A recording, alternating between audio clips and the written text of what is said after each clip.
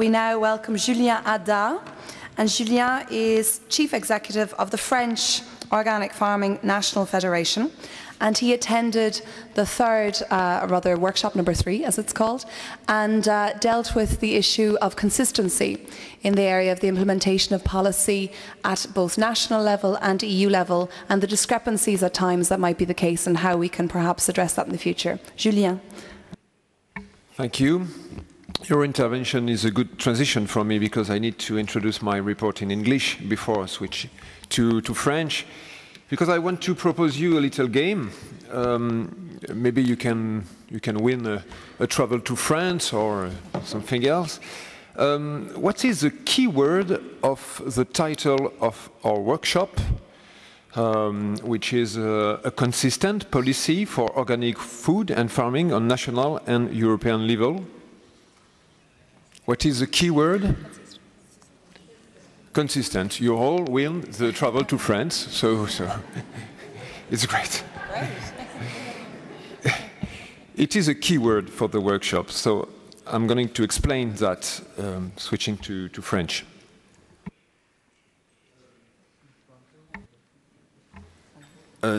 Effectivement, la consistance, c'est la question que nous nous sommes posée tout le long de l'atelier, parce qu'il est question ici d'efficacité, de réalité, de durée aussi d'une politique publique et de ses effets sur notre secteur. Le titre veut dire aussi que nous ne nous posons plus de questions sur l'existence des politiques publiques. Elles sont partout en Europe, au niveau européen comme au niveau national. Notre secteur existe aussi partout en Europe, donc ce n'est plus des questions qui se posent à nous. Par contre, nous nous interrogeons sur le cadre de la politique publique et le modèle de développement qu'elle porte en Europe. À quoi sert une politique de développement de l'agriculture biologique en Europe, qui inclut naturellement toutes les parties prenantes, les pouvoirs publics, les acteurs du secteur, les citoyens, les consommateurs, etc. Donc je vais rappeler ici quelques éléments du contexte et de la problématique de l'atelier, avant de parler des constats et puis des propositions que nous pouvons faire à la suite de cet atelier sur cette question, sur ce titre. Jean-François Hulot, de la Commission européenne, nous a rappelé l'origine du consensus politique du plan de 2004 de la Commission européenne, un consensus qui a été construit à travers les conseils des ministres au début des années 2000, qui ont innové en la matière puisqu'ils ont reconnu une dualité à l'agriculture biologique. C'est à la fois un marché, mais c'est aussi la reconnaissance de la valeur sociétale, de la production sociétale de l'agriculture biologique. Du coup, le plan de la Commission européenne de 2004 s'est construit sur ce consensus politique, et c'est bien ce consensus aujourd'hui qu'il faut questionner du point de vue de l'efficacité des politiques publiques. Ce plan, d'ailleurs, de la Commission européenne se présente comme un souhait, comme une promesse. Donc il faudra voir si la promesse a été tenue, et par qui et comment. En même temps, ça nous pose une question centrale qui va au-delà de l'agriculture biologique. C'est est-ce qu'on peut concilier aujourd'hui le développement économique avec des biens publics ? Est-ce qu'on peut concilier une économie de marché qui soit aussi une économie de l'intérêt général? Ça, c'est une question qui se pose à l'Europe tout entière, sur son modèle de développement. Est-ce qu'elle veut développer une économie qui soit aussi une économie de l'intérêt général? Ou c'est uniquement une économie de la compétitivité économique? On verra qu'il ne suffit pas de rappeler la dualité du marché et des valeurs sociétales de la bio pour que la dualité soit solutionnée.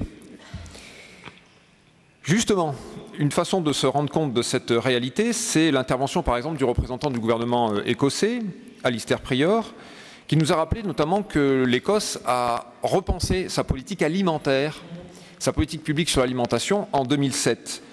Et que, évidemment, cette concertation publique, cette consultation des représentants écossais a montré qu'on était dans des nouveaux référentiels de l'alimentation et de l'agriculture, qui parlent de durabilité, de développement durable bien sûr, d'éducation, de qualité, de santé, d'environnement, etc. C'est ça les nouveaux référentiels de l'alimentation et de l'agriculture en Europe aujourd'hui. Ça, c'est pour le développement économique qui soit un développement qui soit aussi du développement durable. Cependant, l'exemple écossais est intéressant parce qu'il a suscité du débat dans l'atelier. Parce que ce plan écossais proposait évidemment aussi une agriculture d'exportation, de qualité, mais d'exportation. Une agriculture qui nécessitait un changement d'échelle de la part des organisations du secteur et des acteurs du secteur, dont les paysans. Donc du coup, on se rend compte que exportation, changement d'échelle, etc., est-ce compatible avec effectivement le développement des valeurs sociétales de l'agriculture biologique? Voilà un premier sujet de débat qui a rebondi sur la question de la compétitivité, évidemment. Est-ce que le marché est un sujet qui s'impose à nous ou qu'on peut réguler? C'est une question centrale. Est-ce que la compétitivité ne risque-t-elle pas de créer des compétitions entre les paysans en Europe et donc d'attirer le secteur vers le bas? Qui doit payer les plus-values de l'agriculture biologique, les plus-values environnementales ou sociales? Est-ce que c'est les consommateurs, les pouvoirs publics? Comment on règle cette question-là? Donc la question de la consistance de l'accord social et politique autour du développement de la bio, il doit être regardé aujourd'hui à l'aune des réalités du marché et des politiques publiques.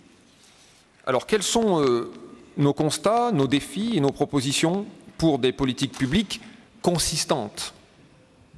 On a eu les exemples très intéressants de la Tchéquie, de l'Italie à travers les interventions d'Andrea dans le débat, de l'Écosse, je l'ai dit, et on a eu une étude présentée par Youn Sanders qui nous a bien expliqué effectivement les grands différentiels d'aide en Europe pour les aides à la conversion ou au maintien, par exemple, des productions biologiques.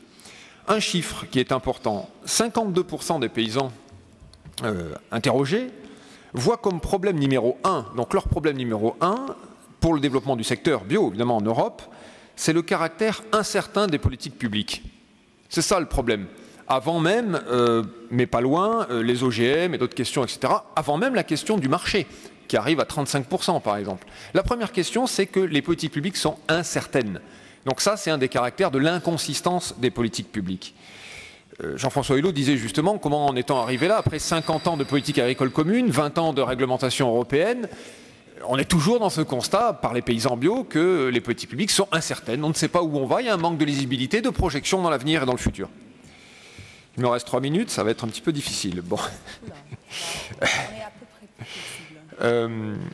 Le temps est venu, et ça c'est une des premières conclusions de l'atelier, donc incertitude des politiques publiques d'après les paysans, 50 ans de politique agricole commune, 20 ans de réglementation bio, on est en 2011, le temps est venu de prendre au sérieux le développement de la bio, à une échelle nationale, à une échelle européenne.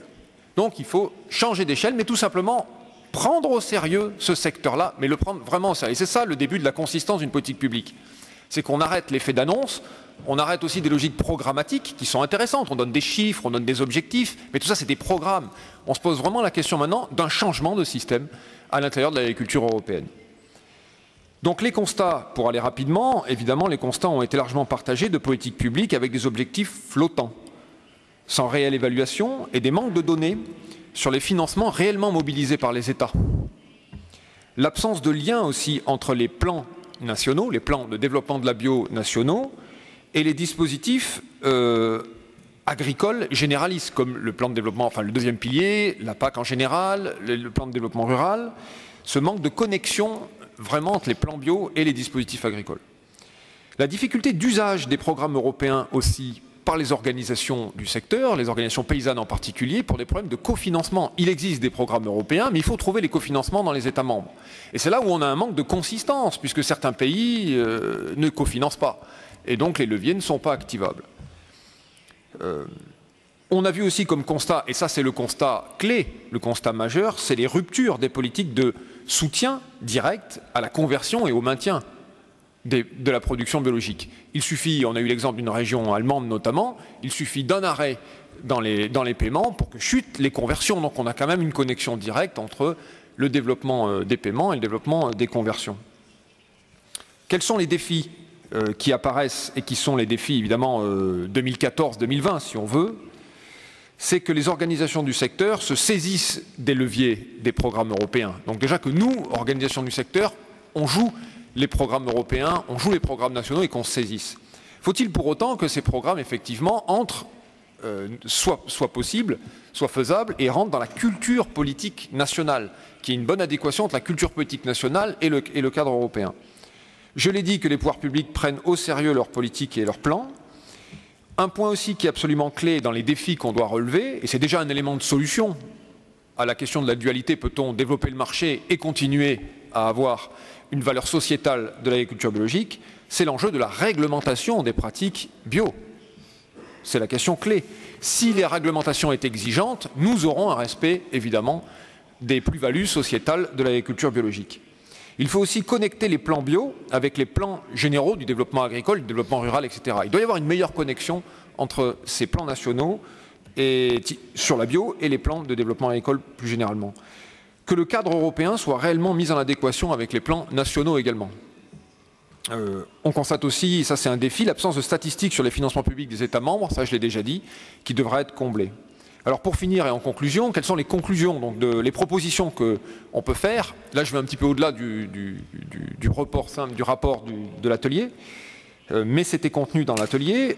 Déjà par exemple, on a des propositions à faire concernant l'évolution de la certification en Europe. Voilà. Ça c'est une question que nous devons nous saisir, nous, en tant qu'organisation de la bio au niveau européen, et qui doit ensuite être mis en adéquation avec les questionnements nationaux sur l'évolution de la certification. On ne peut plus avoir le même système en étant passé au stade où nous sommes aujourd'hui du nombre de paysans bio en Europe. Donc ça c'est une des premières propositions, l'évolution de la certification, un débat européen et un débat national. Deuxièmement, des politiques de promotion de la bio auprès des consommateurs, mais qui s'appuient sur la spécificité des organisations du secteur. C'est-à-dire qu'on n'est pas là dans le marketing, dans la publicité pour promouvoir la bio, ça a été dit et redit, et c'est une question de politique publique. De fait, il faut trouver les bons financements pour que les organisations de la bio travaillent sur le terrain, au plus près des consommateurs, le développement de l'éducation à la consommation de produits biologiques. Et là, on n'est pas du tout sur le même registre que la communication marketing des produits alimentaires en général. Donc, il faut adapter les politiques à cette spécificité du terrain de la promotion des produits biologiques. Le troisième point, et c'est un point où là, ça devient encore plus important, c'est lier les politiques européennes entre elles. Par exemple, il n'est pas possible d'avoir un plan de développement de l'agriculture biologique d'un côté, qui va être refondu, dont on attend les résultats d'ailleurs d'évaluation d'ici la fin de l'année, avec l'impossibilité ou la grande difficulté d'activer une commande publique pour la restauration collective locale en matière d'achat de produits biologiques locaux. Donc à un moment donné, il faut que la règle européenne sur la commande publique permette le développement vraiment de ce levier commande publique à travers la restauration collective. Voilà, ça c'est un exemple de connexion de grandes politiques européennes qui ne peuvent pas être contradictoires, sinon on pourra développer la bio, on butera sur ces contradictions. Et évidemment, pour finir, c'est limiter l'incertitude des pays, les États membres. On a bien vu dans l'étude de M. Sanders, c'est une question de volonté politique. Il y a vraiment une question de volonté politique pour soutenir les productions bio. Mais il n'y a pas que ça. Il y a aussi la difficulté des budgets, de pouvoir avoir une lisibilité sur les budgets, sur les données aussi d'agriculture biologique dans ces pays-là. Donc du coup, pour limiter ces incertitudes qui sont des incertitudes un peu structurelles, même s'il y a des vraies questions de volonté politique qui se posent, c'est la réforme de la politique agricole commune, bien sûr, qui est le point de solutionnement de ces questions d'une nouvelle étape, d'une nouvelle échelle de la politique publique européenne et nationale pour le développement de la bio. Peut-être faudra-t-il effectivement trouver des logiques de financement à 100%, y compris dans le deuxième pilier, de ces plans nationaux et de ces mesures et dispositifs pour soutenir l'agriculture biologique qui tiennent compte de ce qui s'est passé dans la précédente mandature. Merci.